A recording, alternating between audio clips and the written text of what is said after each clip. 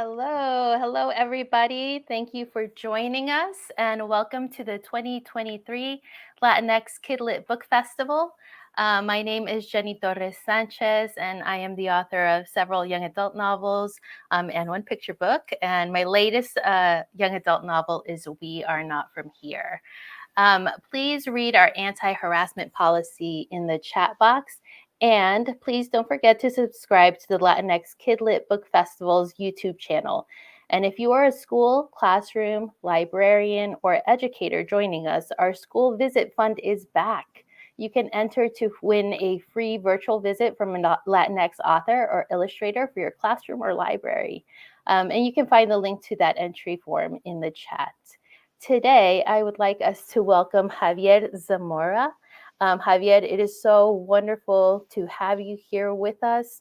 I really look forward to this conversation and being in community together and sharing this space together. I would love if you could introduce yourself for our viewers and tell us a little bit about your book. Well, it's an honor being here, and I'm a huge fan, Jenny, and it's cool to have two Centroamericanos on stage. Yeah. And I'm an author of two books. I have a poetry book, and it's a show and tell because I'm at home, and then my latest is a memoir entitled Solito. And both of the books are about my story of being born in El Salvador in 1990, and my dad had to flee because of the Salvadoran Civil War in 1991. And then my mom had to leave when I was 5 in 1995. So I grew up with my grandparents.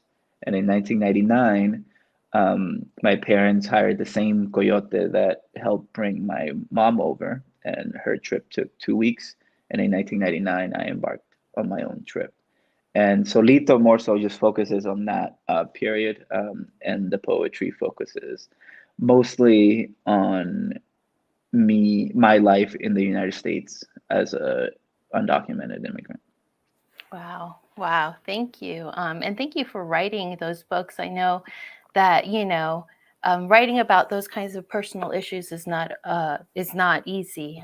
So it's really like such an honor and so wonderful that you put that out into the world.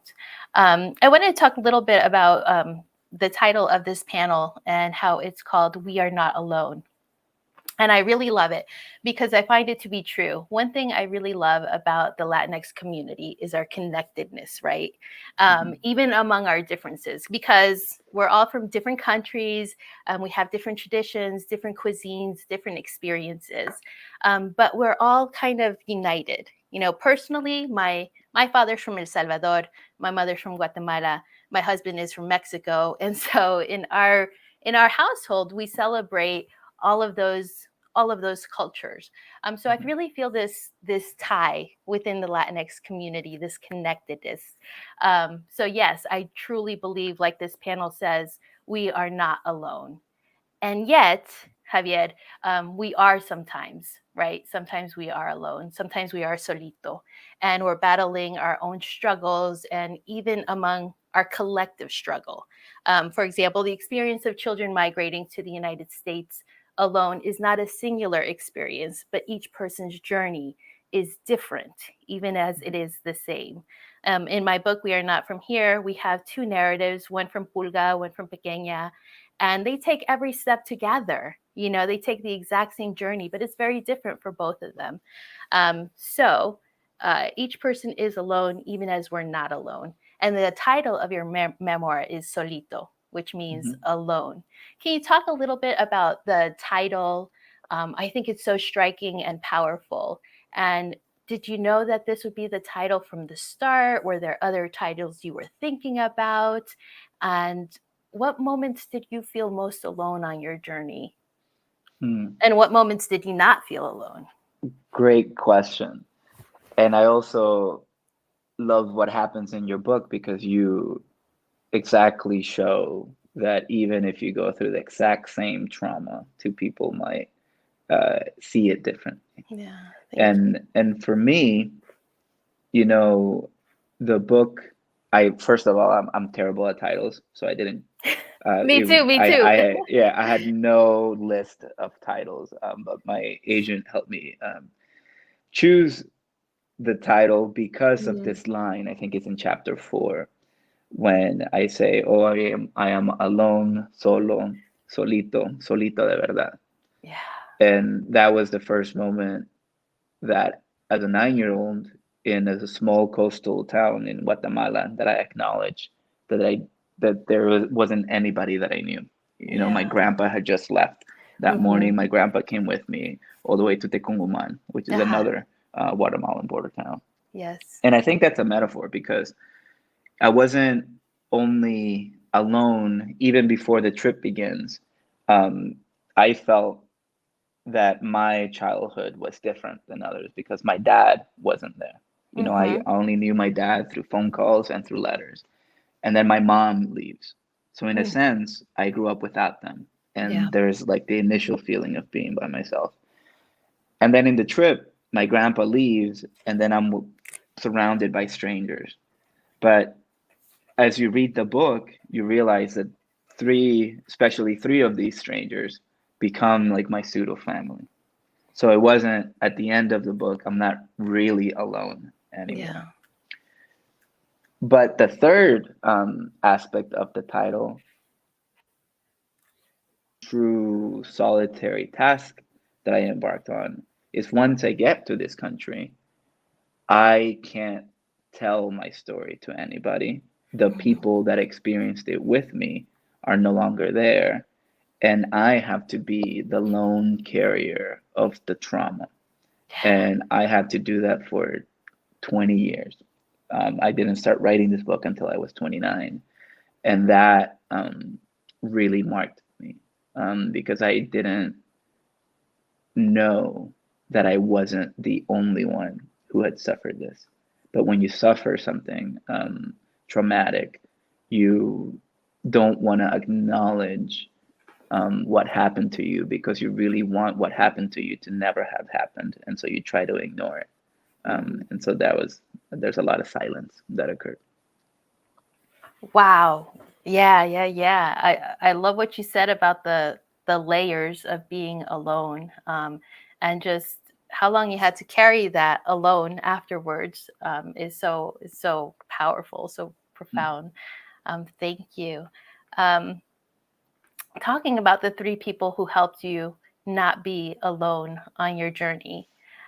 Will you read the dedication to us? And can you talk a little bit about the humanity you saw in people that you met on your journey, and what it meant to you when you were a child, and even now what it means to you now as an adult, looking back and reflecting on those moments. um, Mm. how often do you think of all those people, and in particular the ones you dedicated the book to? So when we set out from El Salvador, I was part of a group of 6 other immigrants. There was a 35-year-old man named Chele, there was a 30-year-old man named Marcelo, and a 29-year-old mom named Patricia with her 12-year-old daughter named Carla, and a 19 or 20-year-old young man named Chino, and myself. So we were the 6. And out of the 6, it is Patricia, Chino, and Carla who become this pseudo family. And they are literally the only reason why I'm alive today. And for those 19, 20 years that it took me for me to be ready to write this book, I, I want to say this correctly. I thought about them, but I didn't think about them. Like I Mm, forced myself not to because if I followed that train of thought, it was gonna be re-traumatizing for mm-hmm. me. So slowly, I learned to not even think about their names. I knew they were there. I knew that I was only in this country because of these people. But slowly, I was blocking them out. And so part of writing this book was reminding myself of why I am here. And this book, I can't imagine another dedication like this book Mm-hmm. is to them. And I haven't seen them since all of these events happened. We stayed in touch for 2 weeks, I mean, for 2 months. Um, we exchanged numbers, but then they changed their number and they never called back. And Yeah. they haven't gotten in touch. The book has been out for a year, but we haven't made contact. I don't even know if they're still alive. Yeah. But this is the dedication to Patricia, Carla, Chino, and all the immigrants I've met on my way to the US and never saw again. I wouldn't be here without you. And those four lines were something that I thought about, but again, I didn't. I don't know. There was always this internal fight inside of me, and now finally, with the help of therapy and with the help of a great support system, including my wife, I'm able to even think of these people. Wow. And I suppose you think of them often now with the freedom of being allowing yourself to think about them. Almost every, I have a lot of events and I haven't really thought about it, but I have tricked myself into thinking about them, Yeah. even not only internally but externally, like with people like you and Mhm. whoever watches this. I have made my work remembering them and Mm. honoring them Mhm. in a weird way, which it wasn't an intention that I think I was aware of, but now it's happening. Do you ever feel that, when you do these events and when you talk about this book, do you ever feel that they are somewhere, like ghosts of them, even somewhere in the audience listening? They're always next to me, Yeah. Oh, yeah. Yeah. you know. They're good deeds. I don't know. I guess we understand the word karma. Mhm. I feel like they're here, um, Yeah. or that version of themselves. Because now that if they Yeah. are still alive, they've changed. Everybody Yeah. changes. But in my head, it's that version of them that is always Mhm. surrounding me and protecting me. Still, Wow, wow, wow. That gives me chills. And mm. and what you said about not allowing yourself to think about things because it was like reopening that wound, and re-traumatizing yourself. It makes me think a lot about like trauma in general and how people push down trauma. Um, and also, Bulga in We Are Not From Here is very much that way as well. He doesn't want to feel anything and he just Mhm. kind of blocks those things out. I think it's a very common, um, experience that a lot of people have who have been through really traumatizing and difficult things. Well, Um, we're wired that way.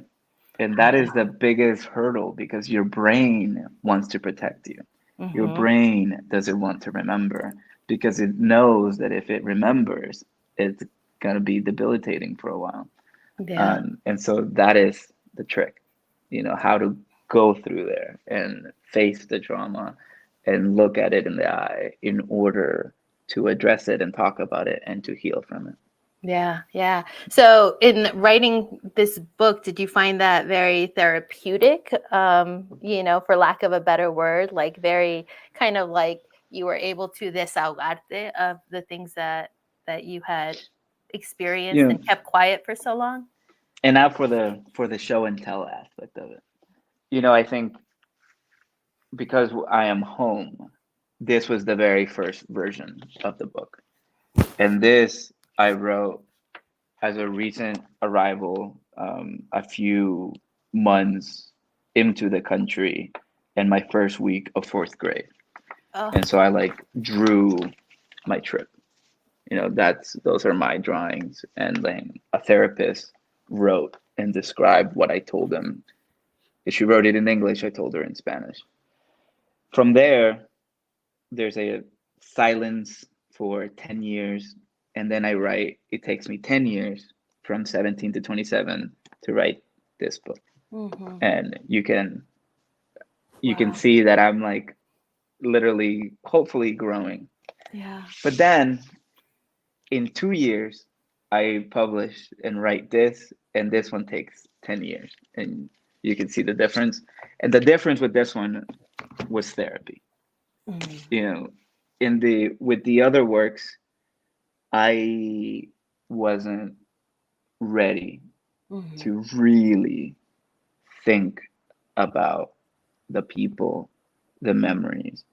And I also didn't have professionals helping me or guiding me towards those memories. But with Solito, it was not re-traumatizing. I Mm-hmm. think writing the other two works that I showed, because I didn't have professional help, at times I didn't know how to handle what I was remembering. And Mm-hmm. therefore, it was re traumatizing. But with Solito, in which if you read it from an outsider's perspective, it's actually, I'm describing something very horrific and traumatic, but it was actually healing. It, and it was healing in hindsight because I never had a timeline to my trauma. When I would get re-traumatized Yeah. or have PTSD when I was watching a movie, an image will come back, but I didn't know where that image fell in my timeline. And because I didn't know, I also got frustrated with myself. And that also kept me from remembering more. Mm-hmm. But now, the book begins April 6th, 1999, and it ends June 11th, 1999. And I have filled almost every single day Mm. with memories that now can fall on this timeline, whereas before they were just fleeing, and I didn't know how to catch them, and I didn't know how to explain them. And Yeah. so I have given myself control. You know, Yeah. Yeah, that totally makes sense because I imagine the way you describe it, getting those memories and getting those flashes as feeling kind of like y- you're floating, not able to really anchor yourself in what those things were, and being hmm able to write about it, I imagine gives you that anchor a little or bit. even a more detailed answer would be I didn't really know what part of the Sonoran Desert I crossed through. Hmm. I knew that each time was different, but not having that certainty was so annoying. Yeah, yeah, yeah. And now, with I have a green card now, and I had the privilege of being able to move to Tucson, of all places, and to research the desert. Yeah. I know with 85% certainty exactly where I try to cross through. And that gives me um, makes me feel better, and like I have control and power over my trauma instead of my trauma having power over me. Yeah, yeah. And that is the change. That is That the yeah. that makes sense. Absolutely. I want to thank you real quick for sharing the pictures of the fourth when Uh, you were in fourth grade. That's amazing to me, and I'm such a huge believer in art being something that can heal us, and that speaks so much about our experiences and our trauma and what it is to be human and to live this life on this earth, right? yeah. And it makes me think. Go ahead, go And ahead. I have something else. I've always been a drawer, and I like that you say that because my parents also saved the letters that I would send them. And this Oh is my gosh. a 5-year-old drawing that I did of a waterfall. And so Wow. you're That's right. Yeah, beautiful. that's That's art beautiful. helps you process things. Yeah. Yeah, which actually leads me to our next question. One of my favorite quotes from the poet Kaveh Akbar is art is where what we survive survives. I just Mm. love that quote. And your book is no doubt a testament of survival, and it is art as well. And poet Joy Harjo says the personal is political and the political is personal, and that seems undeniably fitting to Solito. Um, do you think of this memoir as political, and how is the plight of every migrant child personal and political to you? Well, the politics, I think, in both of my books is that a book like this didn't exist Hmm. when I started writing it. Um, I started writing poetry in 2006, and at that time, there wasn't a book of poems published in the United States written by a Salvadoran immigrant. Um, and when I started writing Solito in 2019, there wasn't a memoir written by a Salvadoran immigrant. Mm-hmm. And I think this is where what Harjo says is true, that my personal life is a political life, and my story is political by the mere erasure that has existed before both of these books, Mm-hmm. because my story didn't exist. And so, because it didn't exist, you have to ask why. And politics are always part of it. Yeah. Um, how I told the story was also intentional. I, if there are politics in the book, it is the politics of forcing adults to listen to a child. You know, the teller or the speaker of the book is my 9-year-old self. Mm-hmm. Um, I think it is easier to ignore an adult telling a story, um, but it is harder to ignore a child that's telling you the exact same story. Yeah. Um, you know, kind of like what you do in your book. Carla would have written a different book. She was 12. Mm-hmm. Mm-hmm. Chino's version probably would read a lot darker and different. Same with Patricia. But my version has the privilege of being a 9-year-old kid who didn't know a lot of things. And it is in that not knowing and in this way of describing something horrific, almost in a beautiful way, Mm-hmm. Mm-hmm. that is also political. You know? Yeah. Yeah. Oh, I'm getting chills throughout this whole conversation. I hope our viewers are as well, because so much of what you say, resonates with like the way that I have seen um, art and politics and all of that, and why I write, for young people and why I write about young people. Um, and I really love the beautiful moments that you say, I don't want to romanticize trauma by saying trauma is beautiful. I don't want to do that, but I do agree that you can, when it's told through the eyes of a child, in order for a child to really make sense of it, and really, in order to survive it, they have to kind of see it in a different way. Pequeña does that a lot in We Are Not From Here, the magical realism that I really try to interweave in there. And I noticed those surreal moments in your book as well, and they're beautiful, absolutely beautiful. One of my favorite.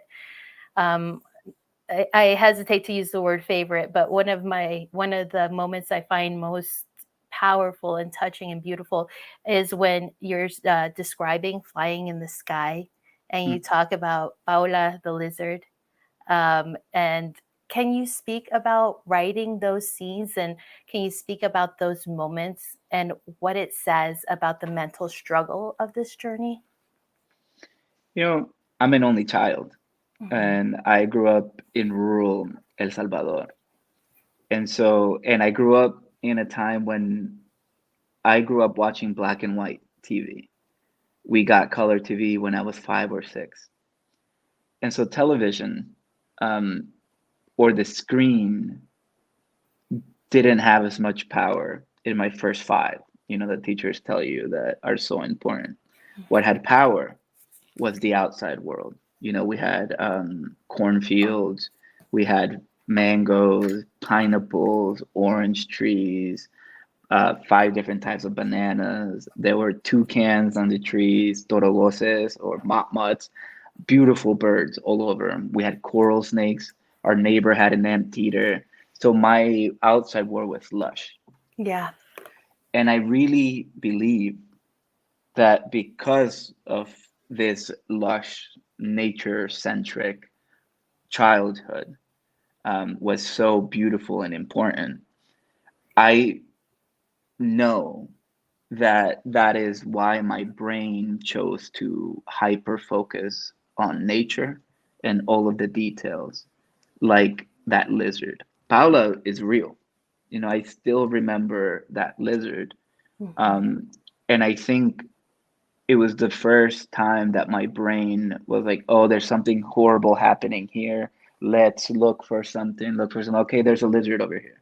For just for Hmm. context, can you tell people a little bit who haven't read the book yet, what you were experiencing when Paula showed up? So the group of the six, the group, us six immigrants, we had gone on a 20-hour boat ride through the Pacific Ocean. We land somewhere in Oaxaca. Then we get split into a group, six plus three other people. We're on a bus headed from Oaxaca to Mexico City. But somewhere, I think hour two, we get stopped at a checkpoint, and Mexican police go up into the bus and drag all of us out. And they're stealing from us, and they point guns at us. And it is, instead of focusing on those guns, my brain focuses on this very real lizard. And not only that, I am a kid. Eh, I don't know which one. I think flying happened first. But as Mm-hmm. a kid, you want to be your heroes. And at that age, your heroes are literal heroes, like Superman and Goku in Dragon Ball Z. And I loved Dragon Ball Z.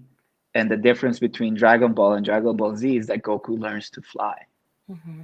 And it is this power of literal flight that I needed at that exact moment. So my brain is like, okay, Javiercito, let's get out of here. Let's get you out of here. So I imagine myself flying.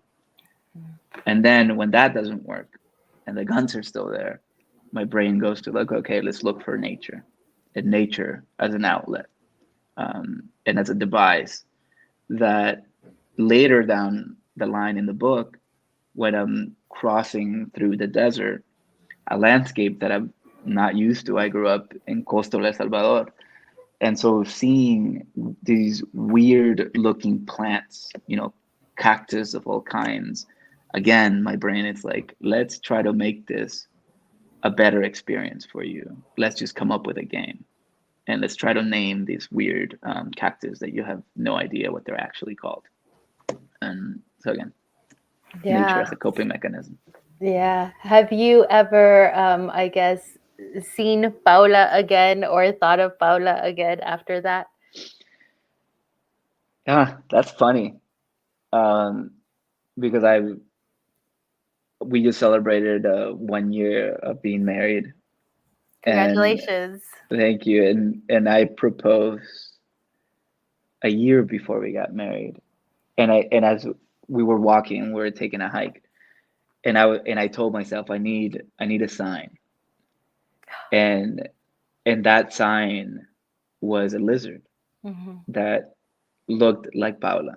It's like a small brown lizard. And that was what I needed. I was like, okay, I'm doing it here. And then I proposed to my now wife. That is so cool. That is awesome. Very So I'm cool. always looking for Paula, Yeah, and yeah, this idea of like looking for signs, I think I yeah, learned from what I describe in Solito. yeah. The traveling. One of the times that we were crossing, there was a traveling beehive, and that was real, and I had never seen flying fish, and I've yet to see them again. But on the 20-hour boat ride, we saw a school of flying fish that flew over the boat. And things that, I guess, unless you were there, and this is the frustrating part, as an adult for 20 years, I thought that I was making those things up. Mhm. And talking and spending so much time in therapy, and my therapist trying to convince me that those things were real was something that was also healing. Believing myself and believing my memory and believing all these weird events that actually did occur. And once you accept that, or maybe this, no, not maybe, this actually did occur, Yeah. how do you receive that? Because once you accept it, the first step is also sadness. It's like, why was I so little and I have to go Mm-hmm. through this? But then eventually you realize that I'm a superhero. Yeah. I didn't need Goku. Goku was me. Mm-hmm. I was this little 9-year old who somehow managed to survive. And that in itself is worth any hero journey. Yeah. Yeah, it's own hero journey. Hmm. And really takes me back to what you said about really having adults listen to children. And sometimes those adults that need to listen to children are our adult selves listening to Mm. our child self, right? Hmm. And really understanding and believing what that child self went through instead of trying to Hmm. rationalize it and twist it and change it into something that makes sense to us as adults. Hmm. So, yeah, yeah. Um, you narrated this book, right? And can you tell us a little bit about the experience of that? I know we share the same producer, Jorge, who Oh, produced your book and We Are Not From Here, of the audiobooks of those. Can you tell us a little bit about how long the process was and what that was like narrating this story that was, obviously so personal? And how difficult was it to give literal voice, to say aloud all the things that you've been through and all the things that you'd written? well, I don't know if they told you, but they didn't tell me how long it was going to take. Well, I I didn't. would. I didn't have to narrate mine. Somebody else did. Oh, Marissa okay. Blake did, and she's amazing. But that's why I'm so curious about you doing it yourself. I thought it was going to take a day, Uh huh. meaning like 9 hours. Yeah. Or I said, well, maybe even like 2 days, 15 to 18 hours. It took 5 days. So I was in the studio close to 40 or 45 hours. Hmm. And I read it right before it came out. Um, I think like a month before it was actually published and it was in stores.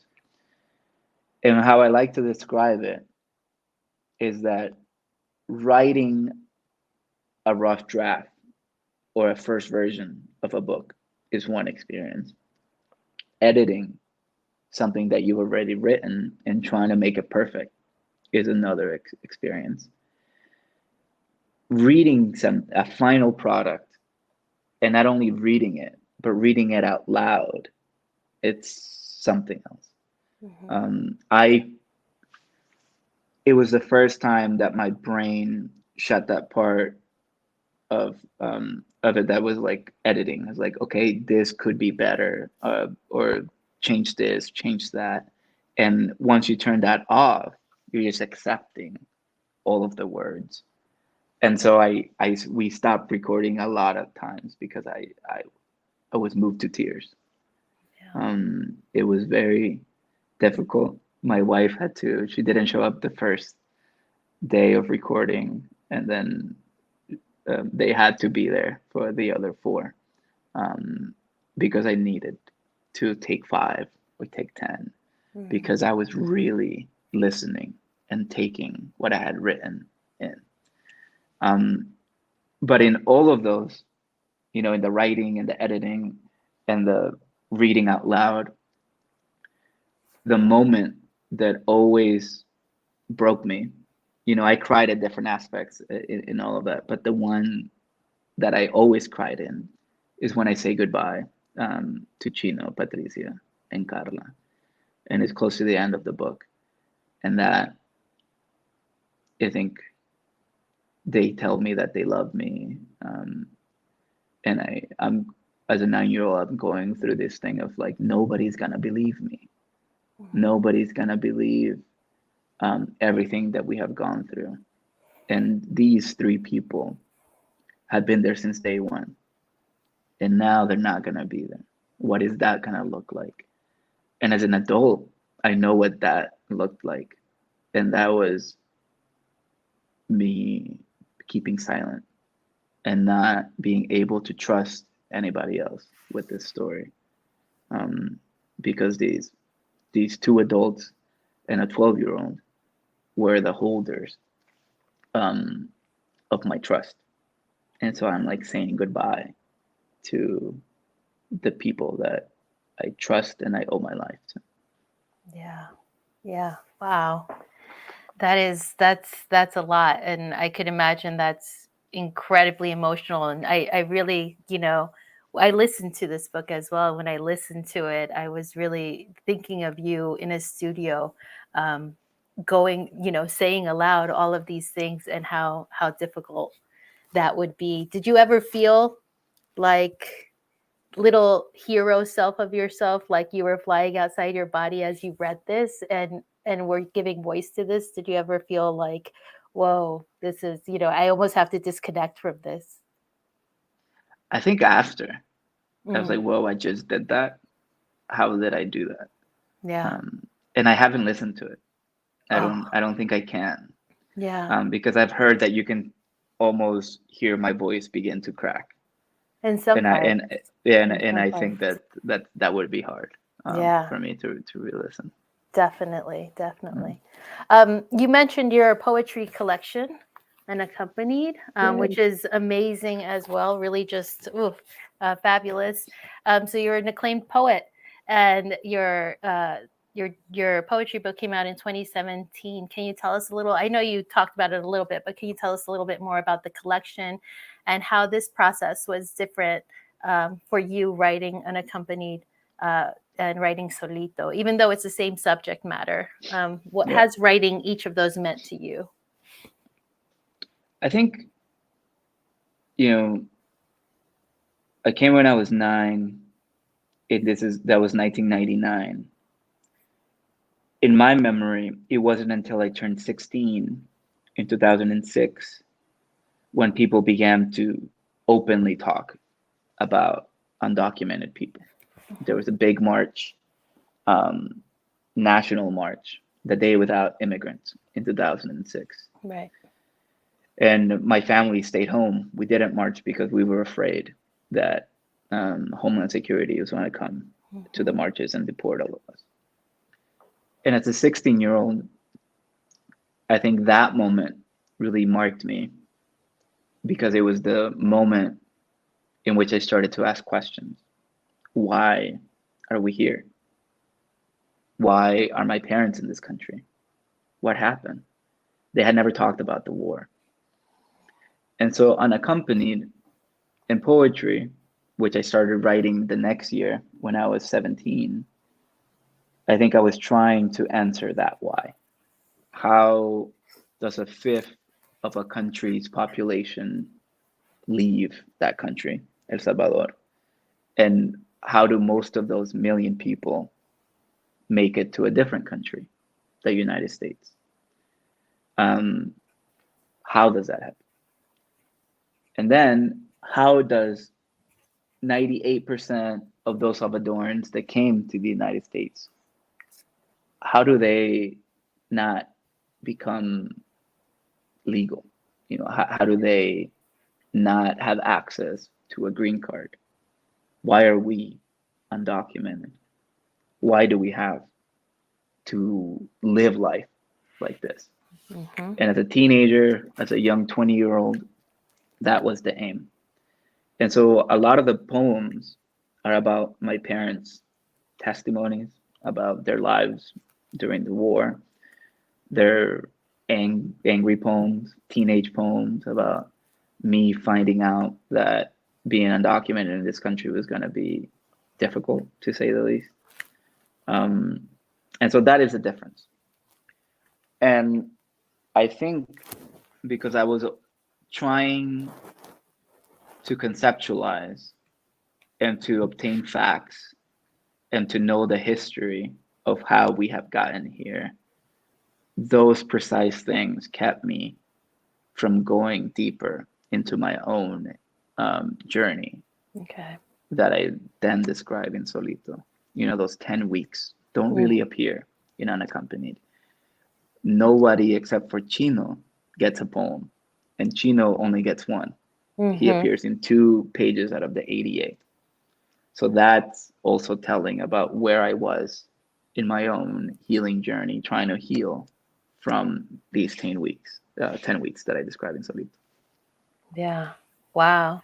And those poems. So you were saying that there's some teenage poems. The ones that in your collection, are there versions of the poems that you wrote at 17? Are those the ones that we find in here? Yeah, Yeah. yeah. Well, with a lot of editing, but Yeah, yeah, of course. the same gist. And also the difference too between unaccompanied and solito is that I got papers. Hmm. I got a green card.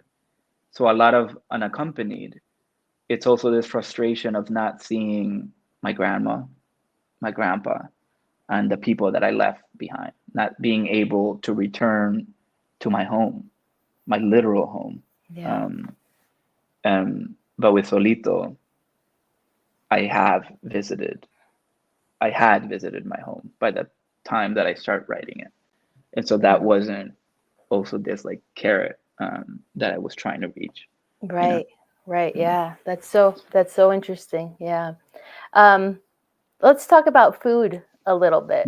You know, uh, listen, I know that you talk a lot about pupusas, or you mentioned pupusas, your abuela's pupusas stand in El Salvador. And, my mom makes some mean pupusas, and I've learned how to make them as well. But food, in We Are Not From Here, I found that I would linger over the excerpts of food when I would talk about food, because food is love, it was home, it was quite literally survival for my characters. And so whenever they did sit down to have a meal or were able to eat, it seemed fitting to kind of linger over those excerpts. um, the scene that you write about where you share the fried fish is a beautiful scene. Can you talk about it a little bit, and what your thoughts are about the role of food within our cultures and in your writing? And then also, what are some of your favorite Salvadoran foods? Food is joy. Yeah. And in my opinion, a lot of journalism, movies, um, and other books written by people that don't look like me and you, Jenny, um, tend to focus on only the trauma, Mm-hmm. only the negative aspects of Yes. coming to this country. Where if you've lived it or know someone that has lived it, they can tell you that that's not all of it. And food for me was a way to add joy to my own retelling to myself, not for anybody else, but to myself, which is a story that I needed to tell myself. And in that telling of the story, I needed to be happy and to really focus on how good fish or any sort of food tastes when you've been hungry Mhm. or when you've almost died that same day. And then you have to, in order to keep on going, instead of stopping and being like, oh, wow, that was really hard. If you really allowed your brain to acknowledge that, you freeze. But in these immigrant groups, I think it's part of human survival, you have to trick yourself into the next thing. And the next thing, a lot of the times, is food, because you should be eating 3 times a day. And so there's a possibility there to describe 6 immigrants in a small hotel room in Acapulco who have been hungry and were just 22 hours in the Pacific Ocean. But now their coyote gives them 2 huge fried fish on top of fries. Mhm. And they're so hungry that they just go and dig into the meat with their hands. And as a kid who is obsessed with nature and watching nature shows, that scene could only look like, the savannah, Mhm. people like hyenas going after whatever they eat. Um, and in that, even in that description, um, there's happiness. Yeah. Um, Yeah. but there's a lot of things, but happiness is certainly one of them. Yeah. And that continues. That's a theme.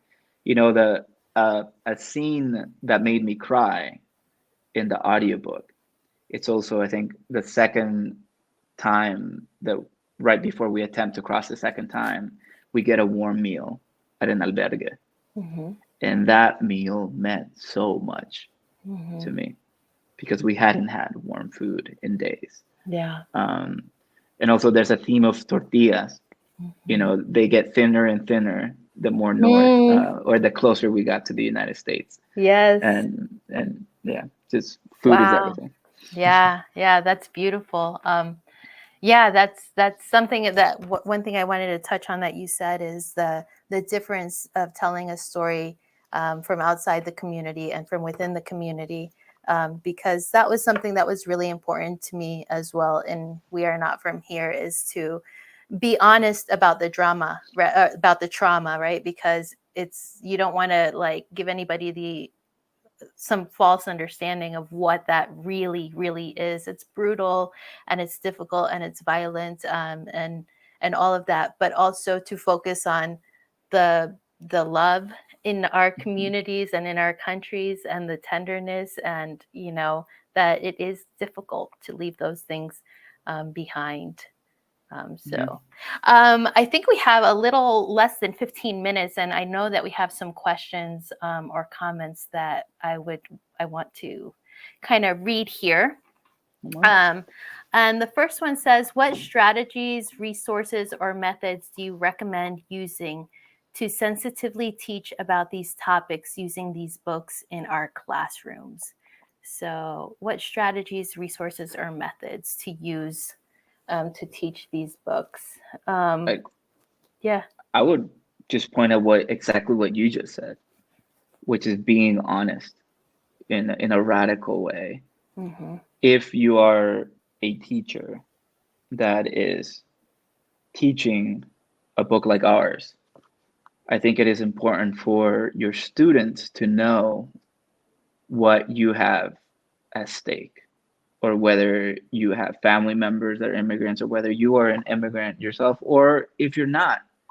But that is also important to acknowledge because then, if you're honest, you gain the trust of a potential student who is struggling to tell this story to themselves. But if they know that you're being honest and that you're reaching for um, for them, your students to trust you, that is everything. And I Yeah. think that is the key to unlocking any classroom. Mm. Yeah, definitely. I agree. I taught for several years before I started writing full time, and that was one of the things that I noticed with my students. I taught high school, and what they appreciated most was honesty.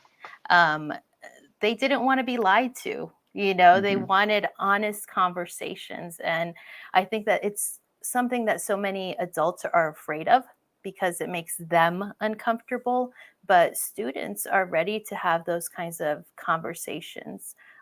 They want to talk about the complexities of our world and the reality of it and the social issues within it.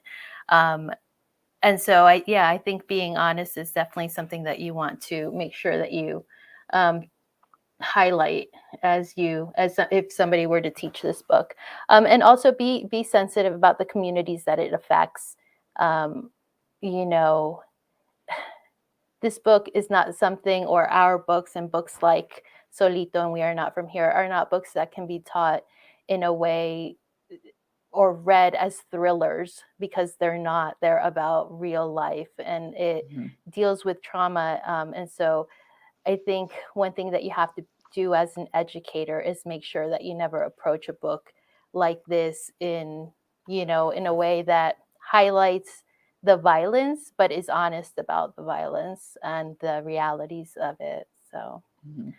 yeah, and I think that we And have a ideally, you also have like a school counselor there, yes. you know, Yeah, if you yeah, yeah. have students that have these experiences as well, because you don't want to Exactly. re-traumatize them. You don't want to re-traumatize them. Exactly. So it's like a fine line, and it is something that you have to teach with care, and Mhm. with, really kind of keeping all those things in mind. One thing that I get asked a lot when people read We Are Not From Here is if I interviewed any children who had, gone through this experience. And I never did, because I'm not a counselor, because I'm not a psychologist, and because I would never want to re-traumatize a child in the name of, getting everything accurate in this book. So yeah, that's something that you definitely have to be sensitive about if a child has been um, through this journey or through this situation. I think we had another one, talking about why did you choose to write about these traumatic experiences in your book? Oh, go for it, Edwin. That's from Uh, Edwin. I don't know if it was a choice. Mm, Um, After writing this one, I realized that I still had a lot of unprocessed stuff that was affecting my regular life. Because when you don't address the trauma, the trauma comes out in unexpected ways because it wants to come out. And and so at 29, I knew that I had to. I knew that I had to tell this story to myself. You know, my I think session one or session two, what Caro, my therapist, said was that we have this expression in English of like walking other people's shoes mhm. in order to understand them. I hadn't walked in my own shoes. I hadn't really sat with that 9-year old kid. I hadn't really asked him what he felt during those 10 weeks. I hadn't allowed him, meaning myself, to feel all of the things, all of the feelings. And I haven't allowed myself to cry.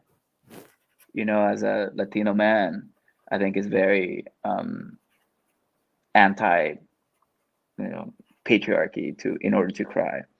And for me, it's been very difficult to allow myself to cry. Yeah. And in the writing of this book, I knew that that's what I needed. Um, and so it wasn't a choice per se. Yeah. Yeah. Wow. I think we have one more question that I want to get to as well. What did you learn when writing the book Solito? Thank you, Edgar. I learned that I have superpowers, and not in a metaphorical way, like in a very real way. I think I was ashamed of how I came into this country for a long Mm, time, mm, because politicians, newspapers, movies, all of these things told me that. They yeah. told me that I should be ashamed that I was undocumented or that I crossed the border. And now, after writing the book, I realized that I was doing something unimaginable to other 9-year olds in Mhm. this country, even other adults who haven't gone through what I have gone through. And because of that, I know more, and I am more powerful. Um, and I have been shaped in a way kind of like X-Men. I love Yeah. cartoons. So Yeah. Yeah. Yeah. I am a mutant. And because Hmm. I am a mutant, I have superpowers. Um, I am extraordinary, and I shouldn't be ashamed of that. I should honor it. Yeah, that's awesome. Oh, I love that answer. And I think we have one comment as well. I struggle when asking students for memoir, personal narrative writing that could trigger trauma, but I also see the therapeutic value. These are my students' stories too. Thank you, Mm. Julia, for sharing that. Um, I wanted to ask you, Javier, what Javiercito thinks of you now, Javier Zamora, the writer and the poet. And does Javiercito walk with you every day as well as you go about your daily life? He's not going anywhere. Yeah. I think, and I talk of therapy, like, I hope that people understand that this isn't my first therapist. This is like my 13th. Mm-hmm. And what Caro, how she explained it to me, is that I viewed therapy before I met her in a way that was final, meaning that all I needed to do was go to therapy for 10 sessions, 50 sessions, and then I was going to get fixed. I was going to be able to forget this 9-year-old kid. What Caro told me is like, this kid is going to be with you until the moment that you die. Mm-hmm. So instead of running away from him, why don't we get to know him? Wow. And so now I understand that he is here. He's been here this entire time that I've been talking to you, and he's always gonna be here. And so 9-year-old Chapito is a fundamental part of who I am, and it's in there always. Yeah. Ah, that's beautiful. That is beautiful. Well, I just want to, we're coming up on our last few minutes. I just want to thank you so much for being here, for answering these questions, for sharing so much of yourself with our viewers. This festival is being streamed into classrooms, and educators are paying attention to it, teachers are paying attention to it, and a lot of students are seeing themselves in you. So thank you for opening up to us and to all of those young people. Is there anything else that you would like to say? Thank you. It is really cool that there are two Central Americans on Yeah. stage, Yeah. and that we are in classrooms. And I also want to thank all the educators for being just that. And I want all of you to continue to believe in your students, and to all of the students, I'm proud of you. Keep going, and it's going to get better. And I believe in you. And I hope that you believe in yourself as well. Wonderful. All right, Javier, thank you so much. Wish you all good and wonderful things in the future and whatever else you're working on. Are you working on another book or more poetry or Trying anything? to, Yeah. trying to. Give me Yeah. like 5 years. Fiction or? Fiction and a follow-up. But it won't look like this. It'll be short stories about what Oh, happens to beautiful. Solito, to Chapito after. Yeah. Yeah, that's beautiful. All Yeah. right. Well, thank you. Take Yeah. care. This was wonderful. Bueno. All right. Gracias. Bye. Adiós.